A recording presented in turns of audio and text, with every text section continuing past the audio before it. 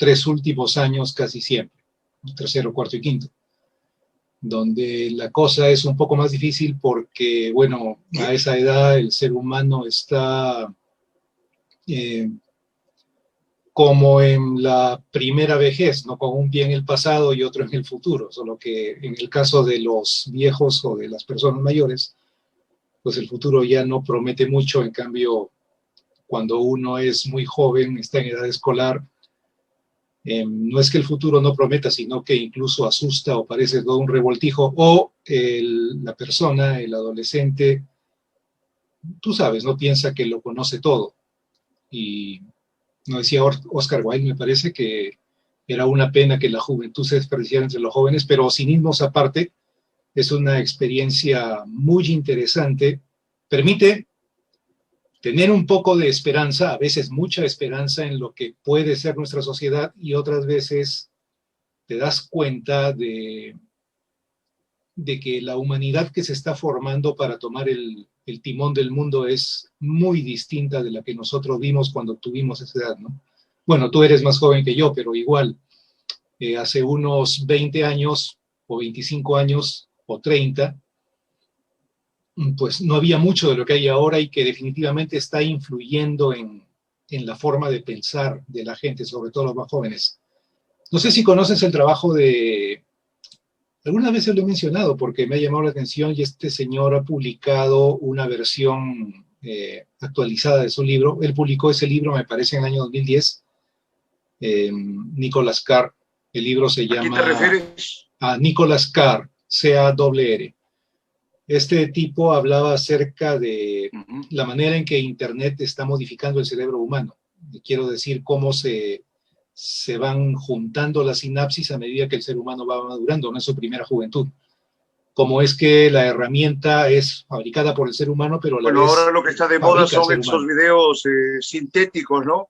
Te dan las cosas muy masticadas y la proliferación de los memes, que cuando te proponen un meme, bueno, hay poco que se pueda reflexionar porque ya te dan una impresión muy directa y casi no hay espacio para que interprete la gente, ¿no? Y si no tiene formación, peor, es indudablemente.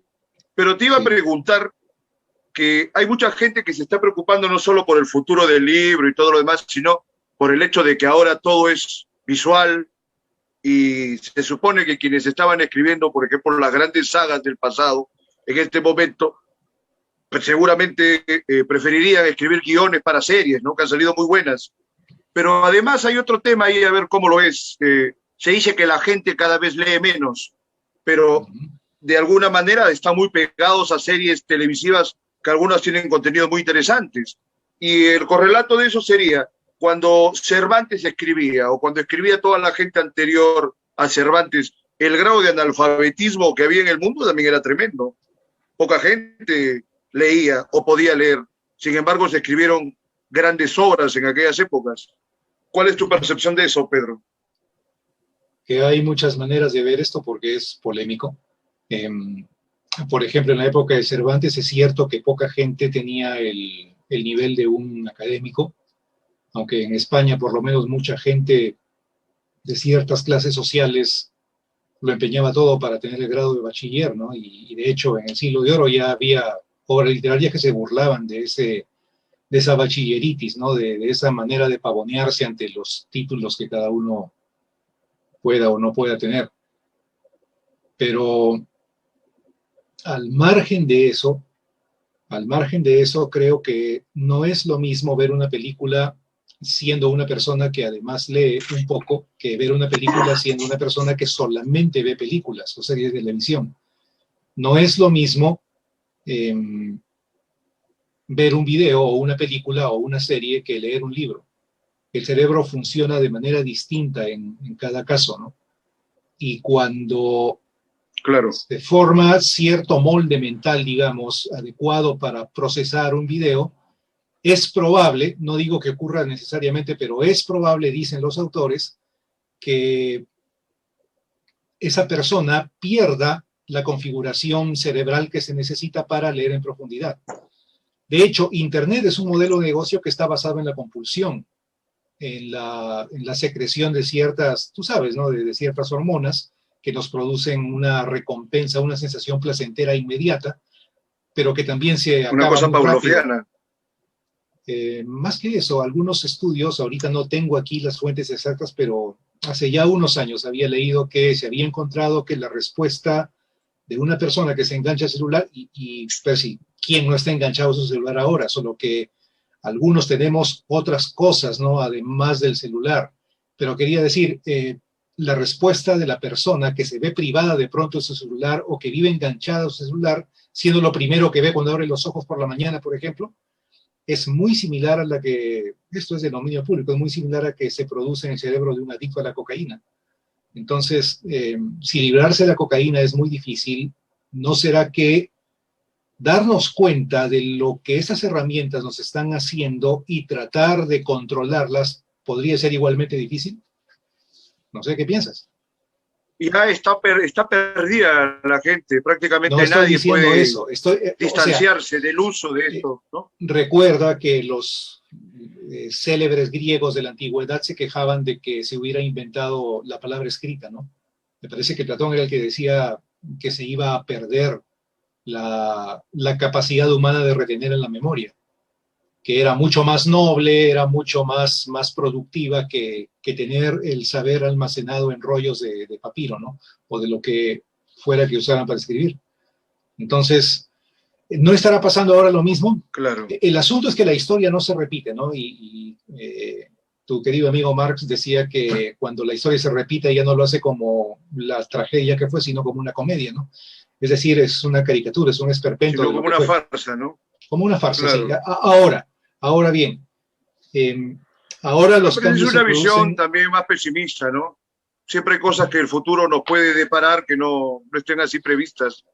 Ahora, lo que te iba a comentar era que el problema con los videos es que uno puede leer mucho más rápido que la velocidad que te proponen los videos.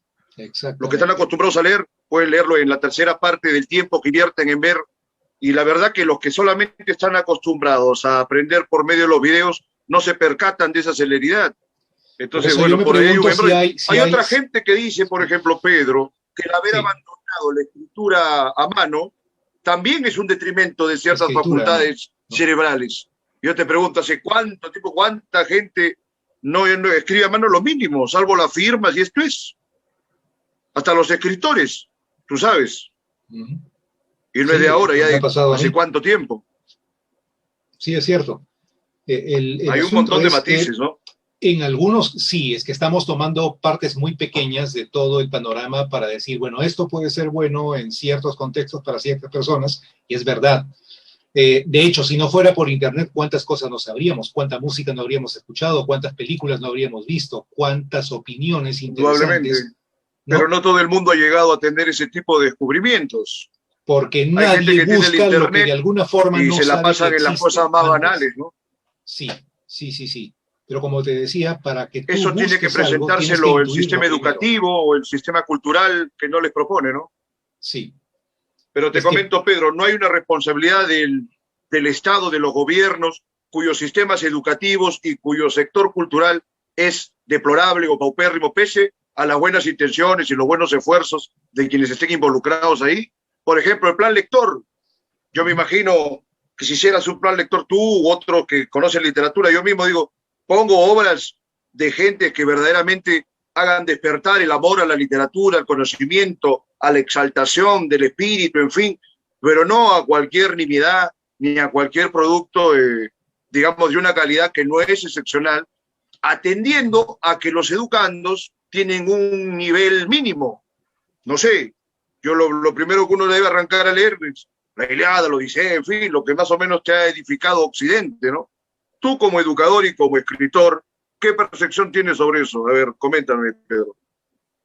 Que hay que ver cuál es el objetivo, ¿no? Si uno quiere que la mayoría de alumnos, o por lo menos la mitad, o por lo menos una cuarta parte, o por lo menos los happy few, se peguen a la lectura, pues tendría que dar textos que atraigan a los adolescentes o a los chicos, a los niños, porque eso se puede trabajar desde la primaria, ¿no?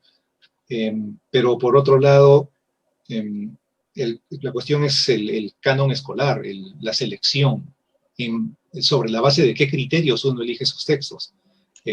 A un muchacho o a una chica de 14 años o 13 años les vas a dar la Celestina. Es decir, tiene que conocer la Celestina por lo menos de nombre, tiene que tener una referencia, tiene que tener un mapa. El colegio tiene que proporcionar un mapa donde de otra manera vería solamente ruido blanco. Es decir, el ser humano no reconoce el territorio si es que no tiene un mapa. Tal vez en la prehistoria funcionábamos de otra manera, aunque teníamos el potencial de funcionar como ahora, y la demostración está en que ahora funcionamos así. Pero, no sé, la Celestina se escribió en tal época, es importante por esto, analicemos este pasaje y ahora leamos algo que, sin ser de mala calidad, y eso también es otro problema, cómo definimos lo que es literatura de calidad y lo que no. ¿Qué cosa es exaltar el espíritu? ¿Qué cosa es...? Pero ¿te das cuenta? Ese es el problema. Dependerá del educador pero te digo, en último caso, no dependerá del educador hacerle sentir y experimentar esas cosas a los estudiantes, no solamente ya lo que el sistema proponga, ¿no? A ver. Tiene que haber una mediación. Sí. Quienes nunca han estado involucrados con esos temas, ¿cómo podrían llegar a tener un interés por eso? A eso voy. La pregunta es, ¿todos los seres humanos son lectores natos? Solo que la mayoría, sobre todo en nuestros tiempos, o quizás siempre, no han sido despertados o descubiertos o lo que sea. Te hago esa pregunta, ¿todos los seres humanos pueden llegar a leer al mismo nivel que todos los demás? Indudablemente que no. Entonces, ¿qué estamos buscando? Porque sería demasiado igualitarismo. A mí me parece que no. Salvo que hay algunos estudios que lo comprueben, pero igual tú sabes que la población siempre va a ser menor, ¿no? Por eso. Entonces, preparar a la mayor parte pero hay que darle la oportunidad para que puedan ver si les va o no. Exacto, a eso voy. Y por lo menos que tengan una referencia. O sea, por ejemplo, tú sabes que a mí me gusta la música clásica, pero a mí la música de, no sé, de Donizetti o de Bellini no me gusta, no me llama, no me atrae, no le encuentro la gracia. Ahora, nunca se me ocurriría decir que esa música es mala, solo porque no me gusta. Entonces, un muchacho de 15 años se encuentra incomprensible el Quijote de la Mancha, o lo usa como de hecho lo usaba yo a esa edad para dormir, cuando no podía dormir. El mejor somnífero eran 3 o 4 páginas de la historia curiosa e impertinente que está en el Quijote, no en la primera parte, y me quedaba dormido. Pero por lo menos sé que sabía que el Quijote existía y que se la tenía por una gran obra, ¿no? Que es casi como una superstición, porque el gran brujo, el gran jefe de la tribu, que en este caso es el profesor o tu abuelo o tu papá, te dice que esa cosa es impresionante, que es maravillosa, que es importante. Bueno, está bien. Ahora, si más adelante tú mismo te das la oportunidad de descubrir el Quijote con esa primera aproximación, bien, genial, vale. Y ese descubrimiento puede darse a los 20 años, puede darse a los 18, puede darse a los 30, a los 40, a los 50, a los 70, pero puede darse. Y es más, creo que mientras más edad tiene uno para leer una novela como El Quijote, mucho mejor, porque si no llegas a la literatura con cierta experiencia de vida, estás completamente perdido. No puedes aprender la vida de los libros, y ese es un error que muchos de nosotros hemos cometido. Hemos llegado a creer por eso que el mundo era como decían los libros, y no es así. Más bien los libros está ya hace mucho tiempo que no todo de la experiencia humana. ¿Me decías, Percy?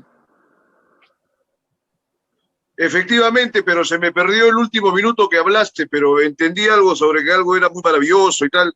Pero no importa. Quijote, sí, te digo. Lo interesante, lo importante es que los espectadores puedan seguir la pauta de lo que está proponiendo, que siempre es muy educativo e interesante. Prosigue, ¿no? Te decía que probablemente existan muy pocos Rimbaud, ¿no? Que a los 14 años escriben una poesía interesante, si es que no genial. Pero los demás somos la mancha, ¿no? No, genial, somos la masa, el montón.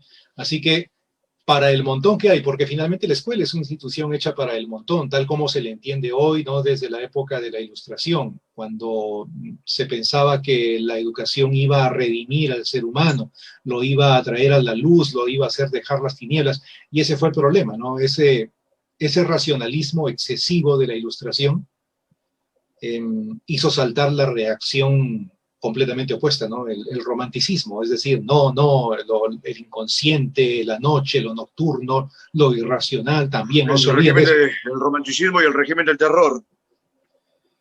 Es que sí, precisamente el régimen del terror es la gran ironía que el romanticismo le escupe en la cara, ¿no? Al proyecto ilustrado.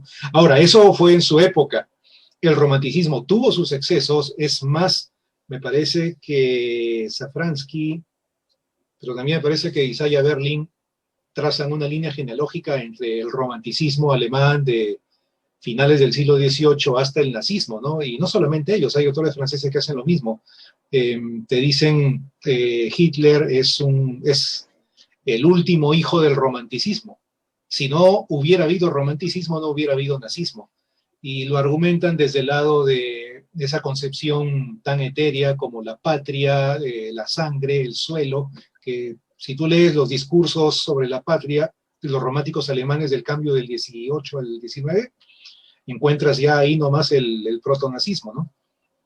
Así que, y ahora más bien Bueno, tenemos y la una historia tiene que ver reacción, con la creación del Estado-Nación, ¿no?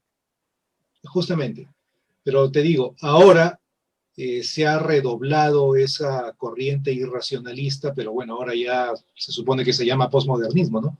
Que puede rastrearse incluso hasta Nietzsche, más o menos por ahí, que Nietzsche descree de la racionalidad como una cualidad, no diré ya virtuosa, sino simplemente como una manera válida de estar en el mundo, ¿no? Para él la racionalidad queda en muy segundo plano porque el mundo es, y en esto Nietzsche es muy schopenhaueriano, ¿no? Es un pandemonio de cosas que no se sabe qué son, pero que pelean, que chocan, que se mastican unas a otras, y tiene un texto que es de los primeros textos ya del Nietzsche reconocible, ¿no? Donde él dice, en un astro perdido entre los demás astros del universo, creció un grupo de seres que se pavoneaba de ser la crema innata del universo, y ese astro se heló en unas cuantas respiraciones de la naturaleza y finalmente um, esa especie murió, el astro murió y el universo le dio exactamente igual todo, ¿no? Y luego decía, imaginemos una mosca volando en una habitación, la mosca se creerá el centro del universo y no sabe que es efímera, ¿no? Ahora, eso que es la idea de, que viene a ser la idea de este Nietzsche, como proto-posmoderno, pues ya se acentúa en nuestra época en que se descree, se sospecha de cualquier intento de jerarquizar la existencia en función de unas razones, ¿no? Que deben ser objetivas y deben ser demostrables, porque se piensa que la objetividad en el fondo es una ilusión, que la demostración es solamente un cuento, una narración, una manera de decir las cosas, que todo está hecho de palabras en este sentido, exagerando un poco, pero bueno, va por ahí. Y tenemos esta época, ¿no? Mañana va a aterrizar una sonda de la NASA en el planeta Marte, al mismo tiempo que un montón de personas piensan que lo que uno sienta o lo que uno se imagine determina la realidad. Y claro, esto nos remite a la clásica pregunta de si hay algo más que lo mental en la existencia, ¿no? Toda experiencia que tú tienes es mental, pero luego de ahí todo lo que hay es mental. De ahí derivamos a un platonismo, a un plotinismo, no sé, a la doctrina del obispo Berkeley. No solamente yo existo, todo lo demás está ahí en tanto que yo lo percibo, y a todos nosotros, si es que hay alguien más que yo, pues nos o me percibe Dios, que es la mente que nunca deja de percibir, a diferencia de la mía o la nuestra, que pues a veces no percibe, ¿no? Cuando está durmiendo, cuando está, o de hecho si estás en tu casa ya no percibes la calle, supones que está ahí porque todo se comporta como si estuviera ahí como si no hubiera desaparecido. Berkeley decía que no ha desaparecido precisamente porque Dios piensa la calle también, y bueno, es la mente Aleph, ¿no? En términos de Borges, pero es eso. Ese asunto ahora se muerde la cola, se le da vueltas y se intenta, en nombre de ciertas reivindicaciones, de cierto concepto de justicia, echar por tierra cualquier, repito, intento de sistematización, de jerarquización, para que solamente existan tribus, solamente existan identidades, grupos, grupúsculos, estados dentro del Estado. De hecho, la posmodernidad condena el Estado, ¿no? La idea de Estado como ente regulador de la vida social, como manera política de organizar una sociedad X, ¿no? Y en eso estamos, te digo. Entonces, mira, qué irónico, ¿no? Aterrizan robots complicadísimos, muy complejos, mejor dicho, en el planeta Marte. Ya un poco antes se ha logrado atracar o descender, ¿cómo se dirá? Un robot de estos en un asteroide muy lejano, en un cometa también. La carrera espacial está disparándose otra vez, lo que me parece muy bueno, pero bueno, al mismo tiempo, un gran sector de la humanidad piensa que esas son patrañas, que esas cosas no existen, que la Tierra es plana. Yo supongo que por lo menos la mitad de esa gente lo dice en broma, solamente porque les gusta ser troles, ¿no? En Internet. Pero también hay gente que está convencida o que tiene un escepticismo enfermizo, ¿no? Un escepticismo radical que no se sustenta en ningún criterio, sino simplemente en el poco conocimiento que se tiene y en ese afán tan humano, tan primitivamente humano de negar o de rechazar cualquier cosa que no forme parte de la experiencia diaria.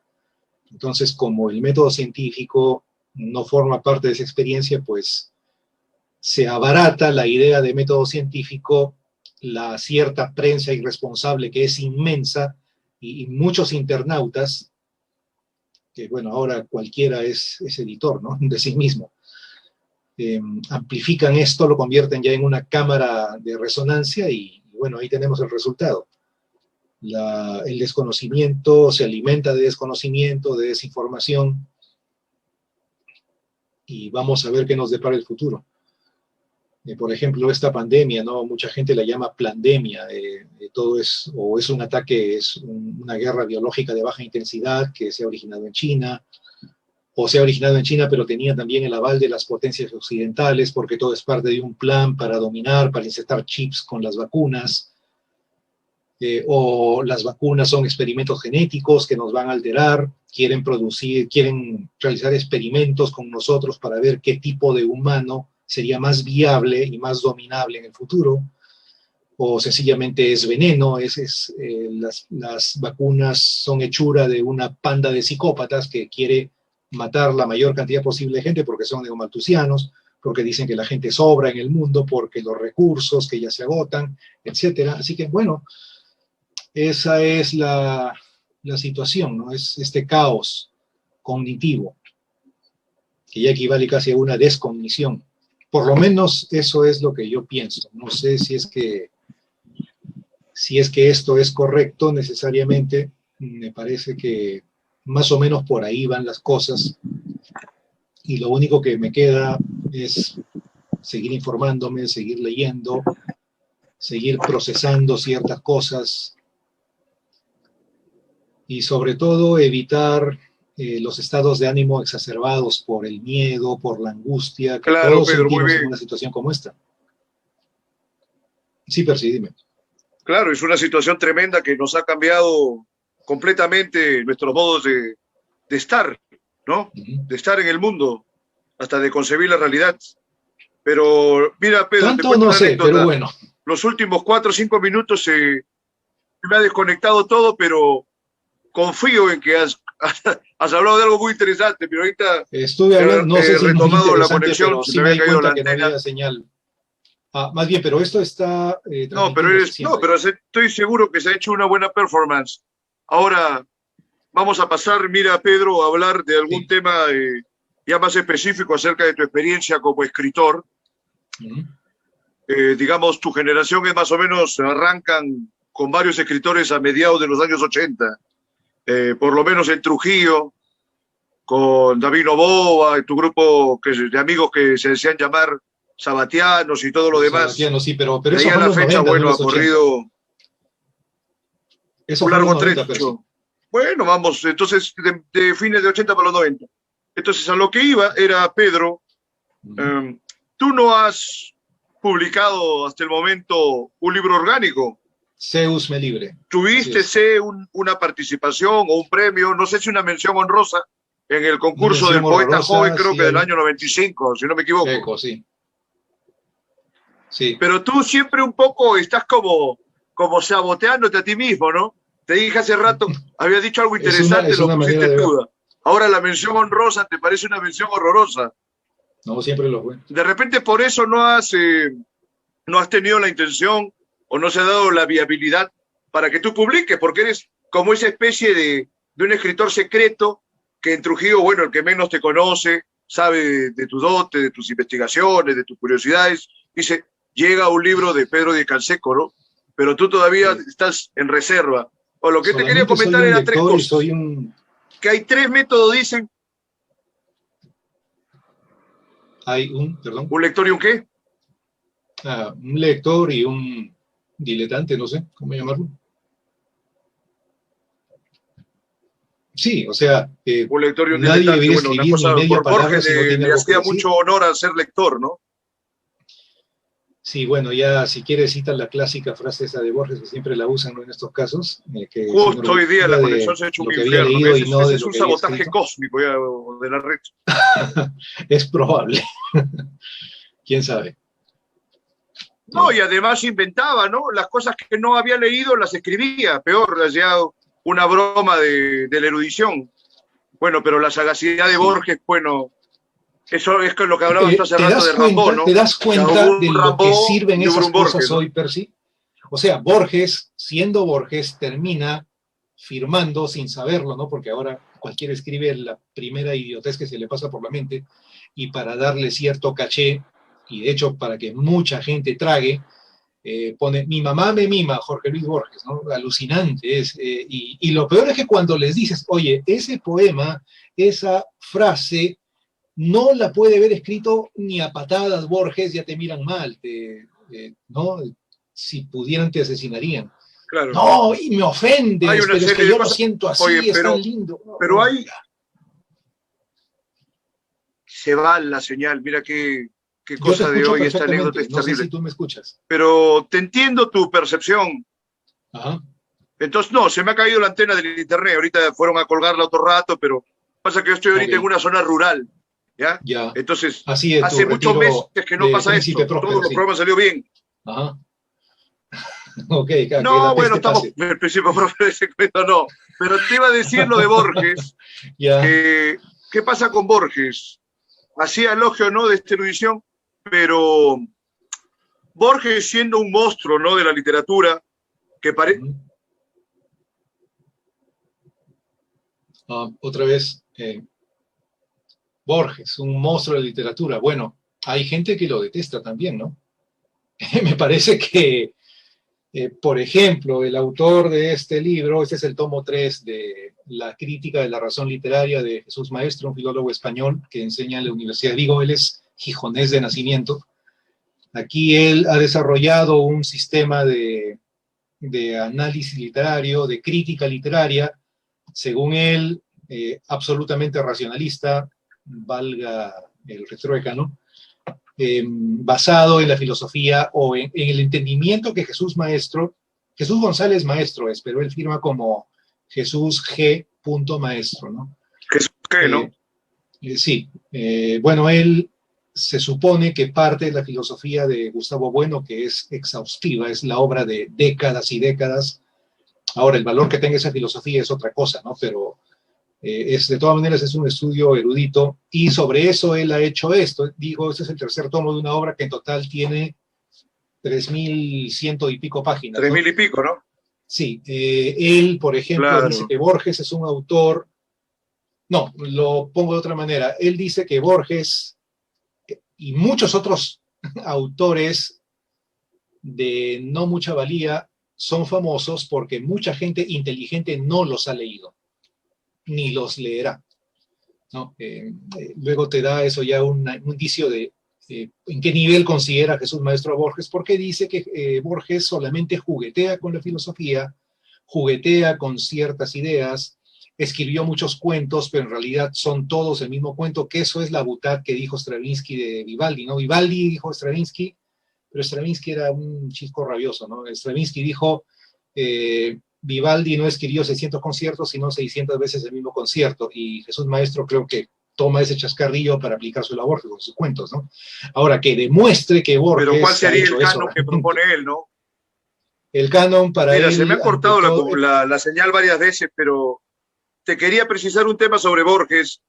Creo que lo hemos leído bastante, pero con toda la admiración que uno puede sentir por Borges, o sea, de todas maneras Borges no se propone, ¿no es cierto?, un proyecto vastísimo como, no sé, pues, ¿no?, Víctor Hugo o Goethe o... Se propone la sombra de un proyecto vastísimo. Pues. O sea, Borges es el gran autor latinoamericano, debe ser el más grande no sé, de toda la historia de Latinoamérica, pero puesto, digamos, a competir con estos, en el sentido de la dificultad, la omnicomprensión, la ambición que pueda perseguir. Porque Borges me parece que eso de que jugaba a hacerse el humilde, no era solamente por el cuento de porteño, sino porque él reconocía que los otros estaban en una dimensión mayor. Y en ese sentido me parece más lúcido que el 90 y tantos % de escritores que se creen que van a pasar a la historia o que creen que porque en un momento tienen algo de fama, ya están para ponerse a discutir con el hombre. Con Borges mismo te digo, mira que le dije el hombre, porque ya pues es el más grande que hemos conocido, ¿no? En Latinoamérica, por lo menos. Borges escribe, ¿no? La meta es el olvido, yo he llegado antes, y eso lo escribe, se supone, un poeta menor, que en el fondo era un trasunto del mismo, ¿no? Aunque no se nombra, pero eso está... Ese es otro Borges, se iba a decir, como poeta es increíble también, tiene unos poemas... Ahora, sí, no sé creo por que qué los tiene escritores tanta lo han malentendido a Borges. ¿Te acuerdas cuando Vargas Llosa hablaba que salían borgesitos, que eran unos tipejos, e inclusive le decía el borgiano, ¿no?, de Petit Tuarza, creo que Ogendo, ¿no? Entonces, que al final no escribió nada de literatura, que hizo muy buena crítica, pero como creador, nada que ver. Te iba a decir hace rato y se cortó la señal. Acá hay 3 posibilidades, dicen, para hacerse de un prestigio literario. Uno es, luego volvemos con Borges, lo que tú quieras, pero esto hay que virtualizarlo, aprovechando que hay señal ahorita. Es estar bien con los que ejercen la crítica, o sea, tener el aval del mundo académico, peruano, nacional o que están en el extranjero, tienen ahí su entorno de poder. Otro, publicar con una gran editorial transnacional y bueno, tener tu bestseller o algo por ahí. La tercera es la de jugar a ser un genio, ¿no? O siendo un genio, dejar tus cosas para la posteridad. Como es lo que hacía de alguna manera Martín Adán, ¿no? Que se la pasó escribiendo en servilletas y... ¿Tú crees que sea al final correcto ya lo llamar a la recopiló Juan Mejía tercera... Vaca y se vio que era importante? ¿Crees que el tercer camino deba llamarse necesariamente jugar a ser un genio? Porque eso no, ya bueno, porque indudablemente una malicia que todos los que lo están haciendo no muchos son genios, ¿no? que han sido reconocidos. Habrá uno entre cuantos después, que sea un genio. Lo que pasa es que en ese bueno, sentido... eran geniales, pero ponte uno que no lo es y que está en ese plan, estaría jugando ese rol. ¿Sí? A ver, jugando el rol como una expresión, pero no que sea un juego consciente o adrede o una mascarada, ¿no? Que la persona monta para ver si le liga y para de esa manera pensar en el orgullo que sentiría si siguiera viva, ¿no? Cuando pase el tiempo y le alcen monumentos y todo lo demás, pero no creo que una persona que piense de ese modo... ¿no? Yo digo, por ejemplo, en el caso de Martín Adán. Bueno, Martín Adán tenía más o menos la onda que era un genio por La Casa de Cartón, pero luego sus poemas es una leyenda, una fama que los dejaba escritos en servilletas y los iban recogiendo los mozos y se los enviaban a Juan Mejía Vaca, ¿no? Y Martín Adán es uno de los grandes poetas que digamos, hemos tenido, ¿no? En nuestra tradición literaria. Sí, es entonces, como si Martín Adán... ¿Qué otra opción habría para el escritor? Porque a fin de cuentas el que escribe tiene que escribirlo, leamos, ¿no? Sí, como Pessoa ha preferido muchos escritores y muchas actitudes ante la literatura. Está muy bien dicho, ¿no?, cuando se afirma que Pessoa es toda una literatura, más que un literato. Pero, mira... De Borges se puede decir lo mismo también, ¿no? No.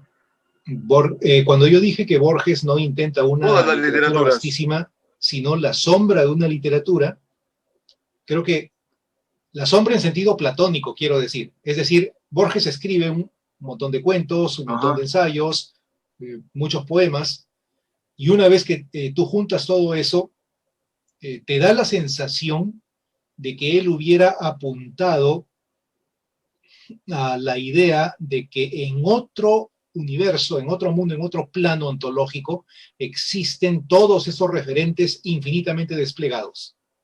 Y Borges es sencillamente la constancia en este mundo imperfecto de que eso existe. Y eso es, de hecho, un argumento borgiano. La biblioteca de Babel, por ejemplo, es borgiano por el lado más abstracto, porque borgianamente por una cosa concreta también lo podríamos ver a Borges como una suma de las literaturas. Mira, no lo puedo demostrar como un teorema.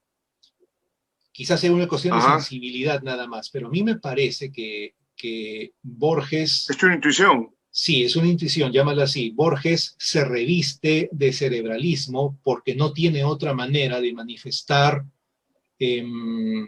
eficientemente todo eso que le hierve en la sangre. Tú encuentras a veces en Borges algunos versos que te indican que era un hombre más cursi y más exaltado, tímidamente exaltado, se ve en el Aleph. Un exaltado de closet. Y no se atrevía porque se sentía ridículo. De hecho, vivió bajo su familia ya lo había sido toda su vida. Creo que él se murió pocos años después que su mamá. Entonces, sí, pero mira lo que te voy a comentar. Ese entendimiento sobre Borges es parcial, porque Borges tiene otros textos en los que sí se exalta y le salen bien. Por ejemplo, los textos sobre los cuchilleros, sobre los héroes. Hay una exaltación ahí que no pareciera borgiana, pero está presente. Hace rato, cuando se cortó la señal, iba a comentar algo sobre eso, pero se me anda yendo la señal. Precisamente, ¿qué? Complétame esa idea, por favor. Adelante. Precisamente cuando él habla de cuchilleros, habla de matones, de malevos, ¿no? Como les decían. Y eso lo reconoce el mismo Sábato, por ejemplo. Sábato también lo indicaba. Sábato era el archienemigo, ¿cómo decirlo?, ¿no? Amoroso de Borges, ¿no? Lo odiaba porque lo quería mucho. Creo que los dos se rechazaban porque veían la grandeza del otro al mismo tiempo que sus flaquezas máximas, ¿no? Y él dice, ¿no?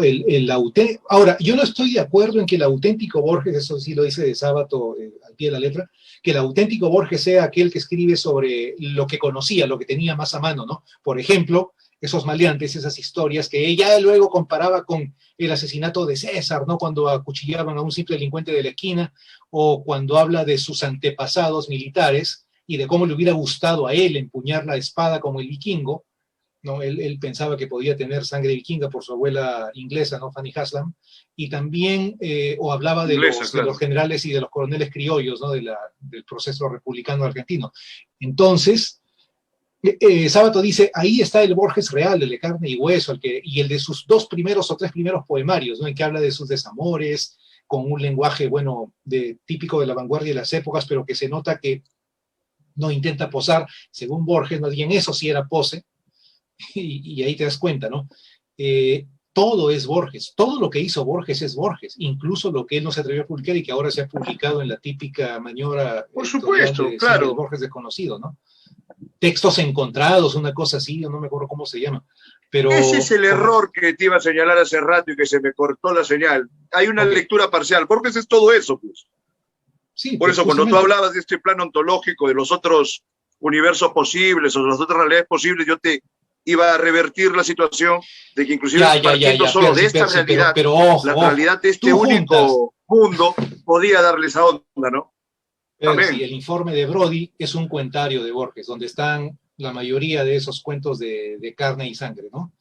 Y otro por aquí, otro por allá, y sus 3 primeros poemarios, 3 creo que son. Ya, juntas eso, y ¿eso es una vastísima literatura? No, es una parte de la obra de Borges. Por eso te digo, no perdamos de vista el todo ni las partes. Es decir, esa vastísima literatura, que solamente es un libro de cuentos y algo más, y algunos poemarios, esa otra literatura borgiana que son los ensayos en que juega con la filosofía, con la teología, como si fuera un niño con sus carritos nuevos, y los otros cuentos que ya se consideran típicamente borgianos porque son, entre comillas, abstractos, entre comillas, cerebrales, descarnados, o esos otros cuentos que hasta parecen cerebrales, fríos, claro. ¿no? Ya, todo eso, cada uno de esas parcelas, de esas provincias de la obra de Borges, apunta en direcciones diferentes, pero todo eso es parte de este topos uranos que te digo, ¿no? De este cielo platónico. Es decir, la vastedad es una ilusión. Nada más que una ilusión. No está plasmada. No hay 4, 5, 15 novelas de Borges. No hay. No existe. Aunque tú lees una página de Borges y cuando terminas una sola carilla de Borges, te parece que hubieras leído, no sé, 30, 40 páginas de otro autor. Por la densidad de ideas, claro, de concentración, condensa muchas cosas, ¿no? Y todo fluye naturalmente e incluso fluye bailarinamente, ¿no? Con esos adjetivos, con esa manera de combinar que tenía Borges las palabras, que bueno, se dice, él escribía en Borges, no en español, así como Vallejo escribía en Vallejo. Tenía mucha gracia, español, ¿no? Sí, pero, y por eso es inimitable, igual que nadie puede escribir Trilce II. No tiene sentido, para empezar. Nadie puede ser discípulo de Borges. Borges comienza y se acaba en Borges, nada más. Ahí quedó. Es como Wagner. Wagner en eso es lo que le da, digamos, la prenda de ser un gran autor, ¿no? Sí, mira, algunos dicen que bueno, ¿por dónde ibas a agarrarlo? Strauss está en Wagner, pero en realidad no es que Strauss sea un wagneriano, o sea, bueno, pues puedes encontrar ribetes wagnerianos hasta en Puccini, ¿no? Que es italiano, en el uso de la orquesta de Puccini, pero el proyecto de Wagner quedó en Wagner porque o era absurdo o nadie tuvo los arrestos ni el genio para continuar. Aparte que habría tenido que ser el mismo Wagner con 20 años más de vida, no que Parsifal no fuera su última ópera, que hubiera compuesto unas 3 más. Entonces, ya. Pero tendríamos 3 cosas más. Y se quedaría siempre en Wagner. Claro, pero como es como un camino muy personal, es difícil meterse por ahí. En todo caso, para culminar este punto borgiano, ¿Borges es una literatura o es la suma de toda la literatura del mundo? No. Decías que Pessoa era una literatura en sí misma. A ver, ¿cómo ves eso? Porque Pessoa es capaz de... Pessoa tiene un registro más amplio que Borges en ese sentido. No vas a encontrar en Borges voces tan distintas como en Pessoa. Tendrías pues a Álvaro de Campos, a Ricardo Reis, a Alexander Serge. Bueno, ya tiene como 100 heterónimos, ya eso es de hecho. Por eso. Y sobre todo cuando los heterónimos dialogan entre sí, ¿no? Borges no practica la heteronimia. Pero Borges hace que dialoguen, me parece, toda la cultura del mundo. Un poco y mete a los africanos, pero por lo menos de lo que es Occidente lo involucra a todos. Los nórdicos, los mediterráneos, los griegos, aparecen los judíos. Y luego, yo creo que Borges ironiza acerca de su propia literatura en ese texto tan alucinante que está, de paso, en el primer libro que leí de él. Yo tenía 17 años y a partir de ahí todo cambió. ¿Cuál es? El Hacedor. Ahí hay un fragmento que se llama del arte, no recuerdo bien el título, es del arte de la cartografía o de la ciencia de la cartografía, cuando él habla de una obsesión de los geógrafos de cierto imperio que hacían mapas cada vez más detallados y cada vez más grandes, hasta que finalmente hicieron un mapa que correspondía punto por punto con el territorio del imperio. Pero, es decir, el imperio y el mapa venían a ser lo mismo, o uno era el duplicado del otro, pero como resultó que las siguientes generaciones eran menos adictas o adeptas al arte de la cartografía, el mapa quedó sin uso, quedó abandonado y actualmente solamente sobreviven algunas ruinas que son frecuentadas por perros y por mendigos, ¿no? Entonces, eso es Borges. Ese mapa que pretende superponerse, su otro cuento tan famoso, Not Long Ubar Orbis Tertius, es lo mismo, ¿no? Una enciclopedia que se va convirtiendo en el mundo al que pretende describir. La literatura de Borges es eso, es un universo paralelo, literario, pretendido, nada más que pretendido. Por eso te decía, la sombra platónica de ese mapa literario absoluto, totalizador, Pero Borges también decía, ¿para qué voy a escribir una novela si puedo escribir lo mismo en las páginas de un cuento? La novela sobra, a pesar de que él era Bueno, un por gran más lector de genial que haya novelas en sido su juventud. Borges, por ahí que también era un modo de compensación, ¿no? Por ahí que no tenía la paciencia ¿Te das ni el cuenta que está aliento para acaparando emprender Borges esta un proyecto más conversación? vasto.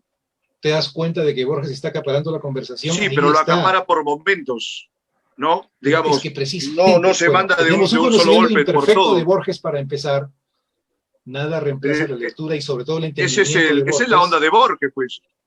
Uno no se imagina a Borges en el plan de Balzac queriendo contar exhaustivamente y absolutamente la imagen que tiene la sociedad de su tiempo. A Okay. Borges ¿Y casi eso no cuántas le novelas importaba mucho. escribió Balzac Lo antes de que podía Corazón tomar de como una Reventar a punta de alegoría café? o tal, ¿no? Pero no era tampoco un propósito. La literatura es vasta, Pedro, indudablemente. Es que Digamos, yo estamos no hablando de puedo un solo prescindir de autor, de Borges, Borges. pero tampoco puedo prescindir de Balzac, ¿no? Pero ¿quién habla de prescindir? ¿Quién ¿Cómo? habla de prescindir? No, se me va la señal. Mira, justo es el día menos indicado para que se vaya la señal porque hay que seguirte Mejor, ahí mejor. Así la de pista, esto va a pero quedar justo se solamente un poco de desconecta, se me retazos. desconecta. La gente va a entender Es lo que una cosa quiera. media, es como una chanza de Mejor. Borges también, Precisamente, creo que es que el era muy espíritu afecto chacarrero, ¿no? a De lo que este tipo de dice. humoradas, ¿no? Absurdas. Sí. Hay muchas cosas, ¿no? Ahora Ahora, mismo, que fue con los chocarreros, dice, claro. sí. Mira, por lo demás, Oye, ¿no tienes esa me- impresión que Borges, el personaje público, nunca se tomaba en serio? No quién era sabe, para nada solemne, ¿no? quién es pasó, quién sabe. Siempre que lo veía con una representación pública en los videos que hay, en las entrevistas, parece que siempre está jugando consigo mismo, con la imagen Es que tiene de sí famoso ese mismo. titular, ¿no? Que le sacaron a él en una entrevista. Borges, la gente dice que usted es un genio, no haga caso, son calumnias, ¿no? Esa falsa Claro. humildad es, es, es graciosísima, ¿no? Pero claro, Borges estaba jugando todo el tiempo. Era muy burlón, discretamente burlón. Pero Le es una falsa encantaba. humildad o te daba cuenta de lo ridículo que era también. No, no, no, él se daba cuenta de lo ridículo de la Porque mira, suposición de Pedro, mucha gente. claro, no me estoy refiriendo a él, que es, aunque por ahí que también tenía algún aspecto que era ridículo, De pero hecho, mira, bueno, por ejemplo, una vez en España le dijeron que las críticas de Borges, toda crítica de Borges le dice, creo que Soler Serrano le dice, son un elogio, ha dicho. Él le dice, pero eso es una idiotez, ¿no? O sea, si Borges te sirve un veneno, es un alimento, y empieza a jugar a hacer el retruécano, ¿no? O todos los golpes de Borges, ¿acaso serán caricias? Le dice, peor. a veces Entonces me parece él que jugaba, pues no era brillante, ¿no? a veces me parece que los Hay muchas borgesianos o posibilidades. los borgesitos o los borgesillos valientes pueden tener gran culpa en el desprecio que algunos, el desprecio más o menos racionalizado que algunos críticos literarios actuales tienen sobre Borges, ¿no? Más allá de lo político, claro que va a tener enemigos toda la vida por la cuestión. Hablando de eso, una vez se cuenta, ¿no? Entre la izquierda, un crítico Eh, de derecha, sí, imagino que sí, no verá sí. nada mal ese tipo de posiciones. Sí, una vez se cuenta que Borges iba a cruzar la calle, entonces se le acercó un admirador suyo, que era un joven universitario, y le dijo, maestro, lo guío para cruzar la calle, ¿cómo no? Gracias.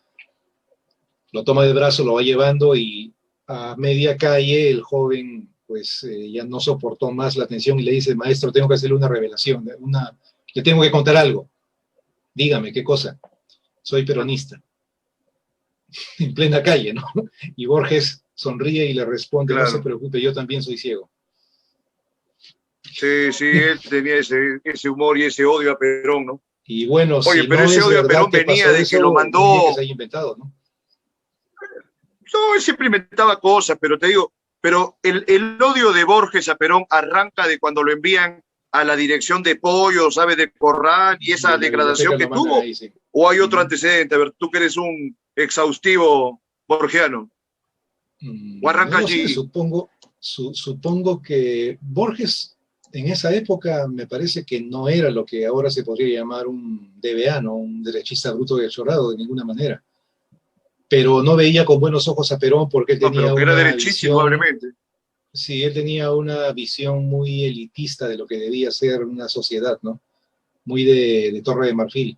Tal vez es eso, no lo sé. Pero, por ejemplo, tuvo, se supone, ¿no? Un romance wannabe con esta traductora, esa escritora, que luego sacó un libro que es Borges en la sombra o Borges en penumbras. ¿Te acuerdas? En los años 40 es difícil que hay hasta una imaginarse la película Borges en un plan sobre así, eso. ¿no? Mm. Por más que hay un cuento como Ulrica, pero es difícil.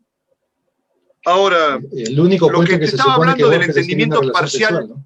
esa onda que me contaste que Sábato como por darle la contra, mira, ahorita conversando lo pienso porque hace tiempo que no lo leo a Borges, pero digo, claro, como toda la gente dice que los que están con Borges son que la dan de abstractos, empiezan con los juegos cerebrales, Sábato se mandó por la onda más radical y No, épica que tiene sin duda alguna nada, Borges, ahí ¿no? no hay relación de causa ¿Por y qué crees efecto que per fue se, esa no. actitud de Sábato?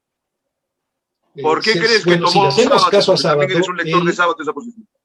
él tuvo una infancia traumatizante no por el trato de su padre, que era riguroso, pero no era un hombre malo, sino más bien porque él había nacido con una sensibilidad espantosa, ¿no? Era sonámbulo, tenía pesadillas, encima tenía algo así como la impronta del hermano muerto, que él había venido a reemplazar porque él le pusieron el mismo nombre que su hermano muerto. Luego estudia ciencias, llega a ser físico de partículas en la época en que esa ciencia recién comenzaba, estudia en Europa, pero luego él dice, ¿no?, que siente el llamado de las tripas, de la mundanidad más desesperada, más esencialista, política también. Él de hecho, Sábato era simpatizante de los soviets hasta que se supone, ¿no?, que vio la realidad y se desengañó completamente, como muchísima gente, incluyendo el mismo Vallejo, ¿no? Vallejo nunca dejó de tener una tendencia Pero izquierdista, ya, creo que pero esa ruptura se da en no. los años 30, ¿no? Cuando empiezan los juicios de Moscú y todo lo demás, ¿no? Exactamente, Pero, de ambos, tanto de pero Vallejo ya, ¿qué como de tenía que Borges. ver eso con lo que estabas viendo el tema de su posición frente a Borges? Que Porque hay inclusive libros que se han editado Sábato con las no es conversaciones Sábato entre Sábato porque y haya que Borges. hacerle un contrapeso a Borges, Percy. Sábato es Sábato porque es Sábato, No, no, yo porque no esa te es he su dicho experiencia eso. vital. Te estaba preguntando por qué Sábato asume la posición de que Borges se halla auténticamente en esas propuestas que tenían que ver con el valor, con el coraje, El con los cuchilleros, con coraje, los el héroes de la sufrimiento, la independencia, rotundidad, etcétera. A sí. eso voy. Porque para Sábato, en realidad, cualquier cosa que no sea lo que él llama el alma, que es esa región intermedia entre el espíritu, lo que sea eso, y la materia, ¿no? La condición humana es esa, ¿no? Estar a medio camino entre el barro y las estrellas, estar a medio camino entre lo espiritual y lo material y no saber para qué lado decantarse, dice, es más, eso es lo auténticamente humano, es lo que te obliga a veces a Bueno, refugiarte en los estas son las teoremas, exaltaciones medias tanáticas de Sábato, pero pero precisamente, pues ¿no será para que Sábato Sábato esa es desde la esa realidad, eso es perspectiva? lo esencialmente humano. No, pero eso también es parcial, porque mira lo que te voy a comentar. O sea, Sábato agarra, se va a la literatura, le da la vuelta al mundo científico que había llegado a conocer como muy pocos escritores, digamos, han podido acceder, ¿no? Trabajaba en el laboratorio Curie, etcétera. Bueno, era físico, sí. Él más o menos se autoafirmaba negando todas esas abstracciones en el mundo ¿Pero por qué? matemático, ¿Por científico, qué? ¿Por qué? riguroso. ¿Por qué? ¿Por qué? ¿O ¿Sabes no? por qué? Es evidente. También. Porque la ciencia no A ver. podía consolarlo, la ciencia no podía Pero confortarlo esto en está cuanto como ser humano Arguedas, sufriente y pero ves que encarnado. hasta los grandes autores tienen así caídas sentimentales. Pero a mí me parece que ya la onda es que él se posiciona con Borges, pero eso lo dejamos por otro lado. Mira, hemos ahondado en Borges cualquier cantidad, pero siempre hay una temporalidad que cumplir en estos espacios. La conversación nunca comienza ni termina. Quería agotar contigo algunos temas sobre la literatura nacional y la literatura particularmente de Trujillo. Conozco Pedro, muy poco de eso, Percy. Convocarte ya de acá a un mes o a unas 3 semanas para poder ahondar, porque tengo ya toda una nómina de invitados prevista, pero voy a revisar qué cosa hay, porque un verdadero francamente no gusto estoy poder al tanto. conversar contigo. Listo. Pero te digo que ha sido un gusto conversar contigo pese a las desconexiones que hubo. Sí, me hubiera gustado llevarle la cuestión, esta conversación por temas un poquito menos, no sé. No, que sucede que entre las desconexiones de la señal de internet y todo lo demás, pero de todas maneras espero que haya sido de provecho para los que hayan podido sintonizar este programa. En todo caso, quedamos para poder conversar en otro momento, porque ahora voy a agregar unos 10 minutos que tengo una denuncia pública que vamos a transmitir como un bonus del episodio de hoy día. Pedro, te agradezco por tu participación. A ti, Percy, y también a Jorge. Muchas gracias y bueno, si les parece, nos vemos en otra ocasión y si no, bueno, el mundo respirará más tranquilo, ¿no? Bueno, el mundo... las ondas son alérgicas, ¿te das cuenta? El mundo puede prescindir hasta de Borges, Pedro. Lógico. Mira hasta dónde se va el mundo así. Así es. No, lo sabía perfectamente. Entonces, adelante Radio Miraflores Televisión, vamos al bloque añadido para hoy.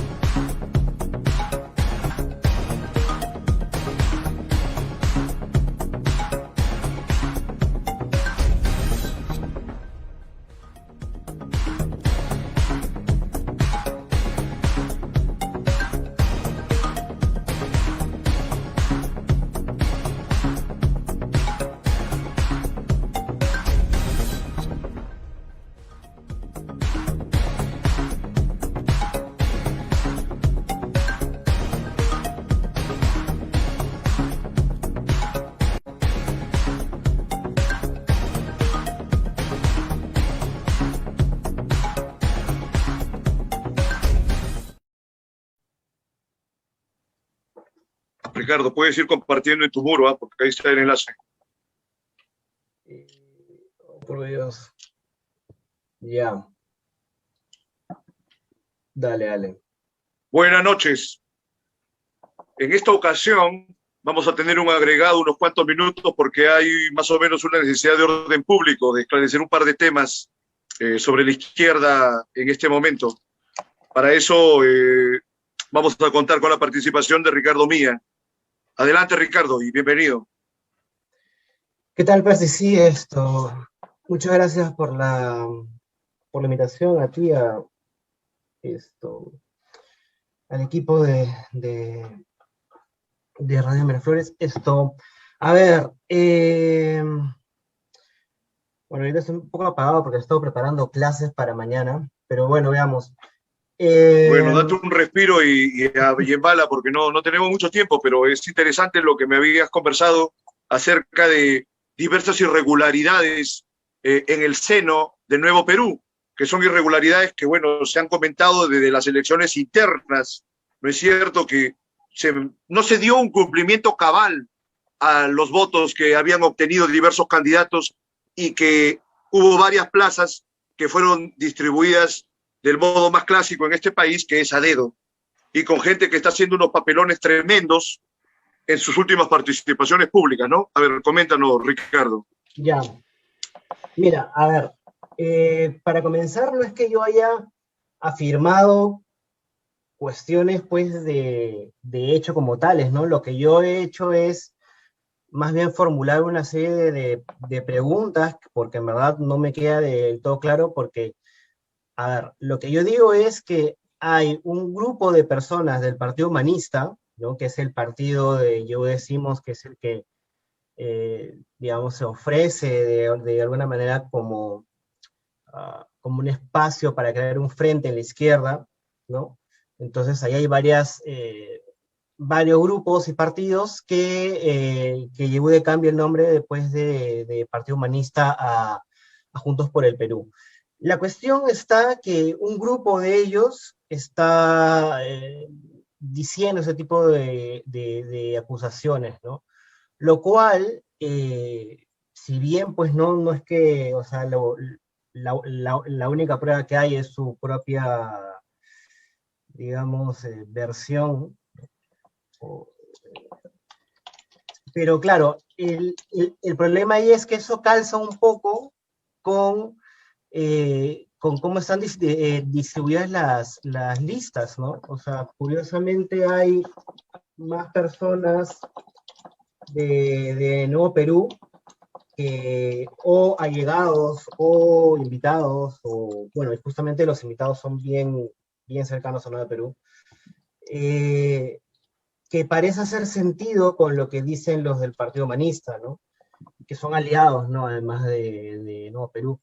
Y también, por otro lado, vi un video, ¿no? Con unas declaraciones del secretario general del Partido Comunista Peruano, que también es aliado de Nuevo Perú, en que decía que no solamente ha habido este tipo de cuestiones de no haber repartido bien las candidaturas, ¿no? Él sí lo habla, no menciona nombres, pero sí hace alusiones, y al final dice pues que a Nuevo Perú no le importa pues el proletariado, ¿no? Bueno, usa como un comunista, usa ese término, ¿no? Pero bueno, nada, yo solamente lo que he hecho, por ejemplo, es reproducir ello y justamente preguntarme, pues, qué es lo que está pasando en un lugar donde supuestamente dicen que hay tanta democracia interna y horizontalidad, ¿no? Entonces, que llama bastante la atención porque el pre-Nuevo Perú, ¿no? Sembrar, pues prácticamente muchos hablan, como Silvio Rendón, de haberle robado la candidatura a Marco Arana, ¿no? Con el tema del escándalo de Pomalca, del supuesto fraude, pero bueno, eso es tema ya de hace unos 5 años, ¿no? Ellos están en problemas desde que iniciaron, inclusive cuando se rompió la bancada originalmente, creo que en el 2017, ¿no? Que se partió esa bancada, bueno, fue tremendo, que creo que tiene que ver mucho con el modo en que siempre se ha estructurado la izquierda en nuestro país, siempre fragmentariamente y siendo una especie de, no sé, son una especie de, que se aniquilan los unos a los otros tremendamente, ¿no? Sí, o sea, a ver, mira. Por ejemplo, ¿quién no te puede decir que de repente tú, por tu posición ideológica, ves a los del Nuevo Perú como que son muy blandos o unos farsantes en todo caso? Un marxista, digamos, convencido o formado, bueno, la tendría muy difícil con una, ¿qué se le puede llamar? Son de alguna manera también una panda de aventureros, ¿no? El Nuevo Perú ha entrado de todo. Me hace acordar indudablemente al nacionalismo. Me hace acordar al humanismo en 2006, por lo menos, ¿no? O en el penúltimo tramo, ya digamos, de las elecciones de 2011 también. ¿O no? ¿Cuál es tu percepción? A ver, tú que estás siempre muy pendiente de estos procesos políticos. Mira, yo creo que hay que reconocer ante todo. ¿Me escuchas? Adelante, escucha o no se escucha? Adelante, Sí. Ya. Ok. Yo creo escucha que bien, perfecto. Ya, ok. Yo creo que habría que dejar en claro que hay, a ver, yo creo que uno de los grupos, bueno, de los grupos que están candidateando ahora, de los que tiene mejor, creo, gente preparada, es Nuevo Perú, ¿no? Tiene, o sea, si hay que reconocerle algo, hay que resaltar eso ahí, pero al mismo tiempo, eh, sí, han ido acaparando, digamos, Con bueno, han Hernando de ido, Soto también hay gente preparada. No es una sí, sí, garantía de claro. nada esa preparación. Incluso, bueno, yo creo que también con la gente de Keiko y con la gente de Julio Guzmán, ¿no? Debe ser de los mejores, debe de ser con la gente mejor formada, ¿no? Pero justamente, y tampoco creo que es un tema moral, ¿no? No creo que la gente de Nuevo Perú sean, pues, como los fujimoristas. El tema que sí parece, ¿no? Que han maquinado ciertas cuestiones que favorezcan a las personas de Nuevo Perú o personas allegadas a Nuevo Perú, ¿no?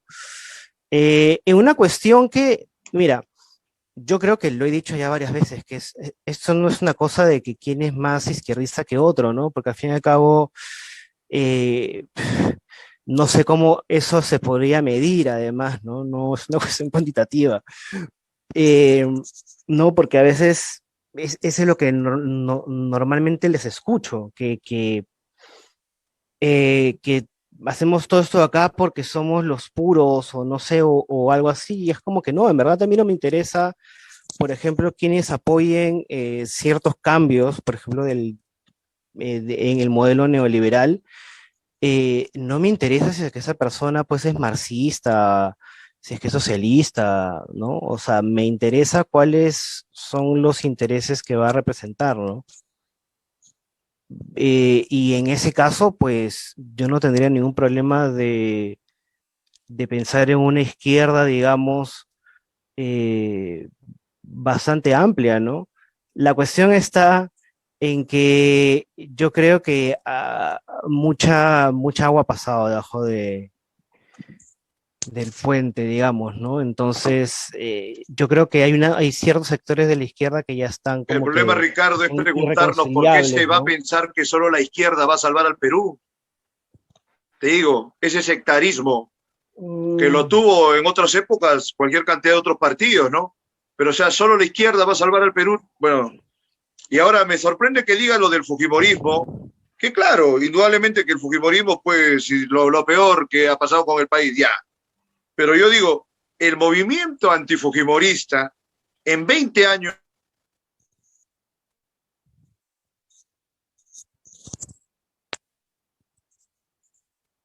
¿Soy yo o, no, es él? Oh, sí, permítame terminar. Ese tema del fujimorismo, Sí, el sí. antifujimorismo. El antifujimorismo no ha propuesto nada positivo y quienes encabezaban cualquier cantidad de manifiestos contra el fujimorismo han estado involucrados en actos turbios bajo Susana Villarán. O sea, a veces mucha gente le critica a otros partidos, por ejemplo al APRA, ¿no? Una cantidad que hubo importante de sinvergüenza por ahí en los últimos años, pero sí, el APRA tuvo miles de virajes. Pero en la izquierda, por ejemplo, la derecha ya es un infierno, Bueno, pero, o a sea, no ver, hay nadie puro, mucho menos en el ámbito político.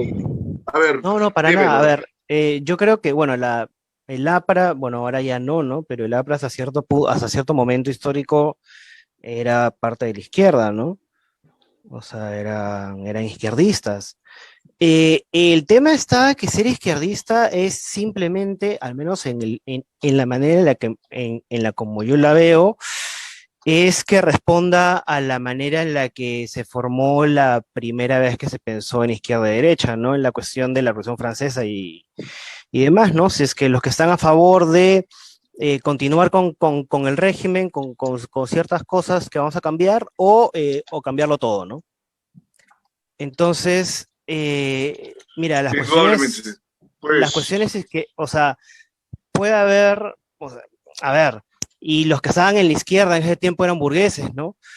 Entonces, mira, yo no creo que tenga que haber una unidad de la izquierda como tal, pero sí creo que se debe agrupar a diferentes movimientos, agrupaciones, que respondan a un tipo de línea en la que puedan coincidir, o sea, pero no bajo un tema no lo sé, de dogmas o de lo que Mao decía como la adoración o los amantes de los libros, ¿no?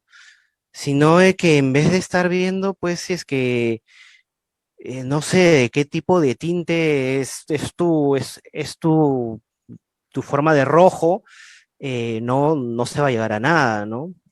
Y me parece que Pero es que justamente, verdaderamente, digamos, Ricardo, la derecha es absolutamente antinacional y es plenamente contraria a los intereses del pueblo. O sea, digamos, alguien que es conservador o que cree en el libre mercado es absolutamente un individuo que está contra el pueblo. Tampoco. Ahora hay no, o gente que sea, maneja, digamos, los o medios sea, de producción o los hay medios de algunos prensa que que sí, no le importa a la ciudadanía, pero no sé, ¿cómo lo ves? no, o sea, Y en la hay izquierda algunos que igual, sí, hay otros que no, dicen ¿no? vamos a luchar Sí, por el claro. pueblo, pero se aseguran con la suya toda la vida, ¿no? Sí, o Los sea, burócratas se rusos, ve, por olvídate. ejemplo, mira, es interesante porque esas izquierdas, mira, hay dos izquierdas que ya han tenido representación, que están ahorita candidateando, ¿no? Que es Nuevo Perú y el Frente Amplio. Y claro, ¿no? Habría que preguntarles qué cosa han hecho realmente sustancial, salvo una que otra cosa por ahí del Frente Amplio, qué es lo que han hecho con el poder que se les dio, ¿no? Eh, Mira, esto yo creo que no es una cuestión o sea, el tema de la izquierda a la derecha es una manera de ubicarnos, ¿no? Pero no, no es nada más que eso, ¿no? Porque mira, hay personas de derecha, muy buena gente, con las mejores intenciones, honestos y todo lo demás, ¿no? La cuestión está en que, bueno, eso es demasiado largo como para poder explicar, ¿no? Yo creo que no es una cuestión ni moral, Claro, no, es una ni aproximación nada honestidad, más. sino es una cuestión política, ¿no? En última instancia. Si se puede coincidir en cuestiones programáticas, pues sí, dale. Es más, yo creo que la única forma de que este país pueda siquiera seguir desarrollándose mejor sería en una alianza, pues, entre alguien que agrupe a los sectores populares con los sectores empresariales, ¿no? O sea, Exacto. no se puede hacer un desarrollo sin participación de la burguesía, si quieres, ¿no? O sea, para desarrollar las fuerzas productivas de un país, necesitas aliarte con una parte de la burguesía, ¿no? Para poder hacer ciertos pasos que lleven al progreso económico de las personas, ¿no? Al progreso material. Entonces, mira, yo no estoy en desacuerdo cuando Nuevo Perú dice que sí van a trabajar junto con el sector empresarial. El tema está de que yo creo que si bien no es una olla de grillos, Nuevo Perú, como lo fue el humanismo, sí creo que están tendiendo a alguna forma de humanismo en el sentido de que si fueran gobierno, yo creo que tendrían que conceder mucho. No creo que podrían, mira, con todo lo moderado que son, no creo que podrían llevar a cabo su plan de gobierno, ¿no? Eh, Excepto que, no sé, por alguna extraña razón, pues Verónica Mendoza quiere hacerse la de Evo Morales, ¿no? Y ponerse dura, pero no creo que pase. Bueno, vamos a ver, en todo caso, dudo mucho que esa circunstancia vaya a favorecer al país.